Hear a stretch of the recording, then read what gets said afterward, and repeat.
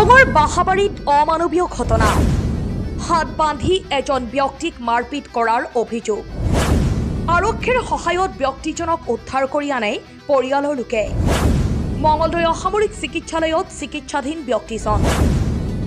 খাৰুপেটীয়া আৰক্ষী থানাৰ অন্তৰ্গত আব্দুল নুৰ নামৰ ব্যক্তিজনৰ স্ত্ৰী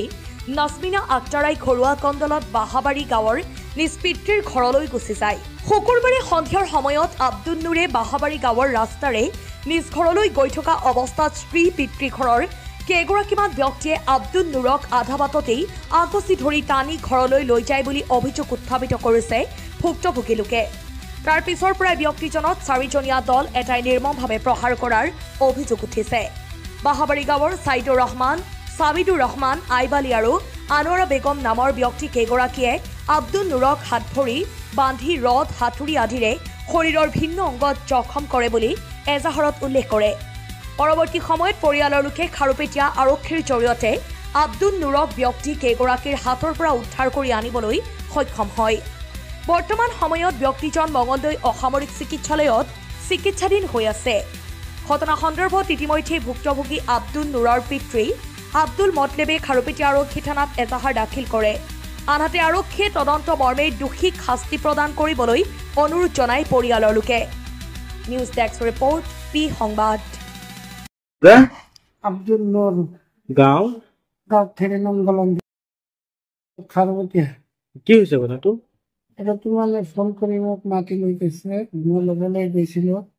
যোৱাৰ পিছত মানে দৰ্জাখন মাৰি চাৰিজনে বান্ধিলে বান্ধি পিনি মাৰপিট কৰিছে মোৰ বোৱাৰী অলপ কৈ নাই ফোন কৰি লৈ গৈছিলো ক'ত ঘৰ তেখেতৰ ঘৰ ক'ত বাহাবাৰী খুব বাহাবাৰী মানে আপুনি অকলে গৈছিলে হয় অকলে গৈছিলো কেইজনে মাৰিলে আপুনি চাৰিজন কোন কোন চাবিদুল আৰু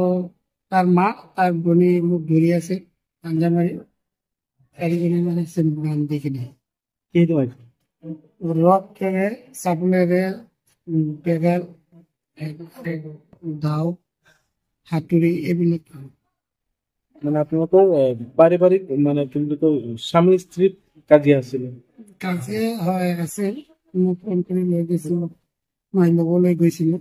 যোৱাৰ পিছত কিবা তাৰপিছত আপোনাৰ কোনে আনবতা কৰে পুলিচ গৈছে পুলিচ পুলিচ লৈ আহিছে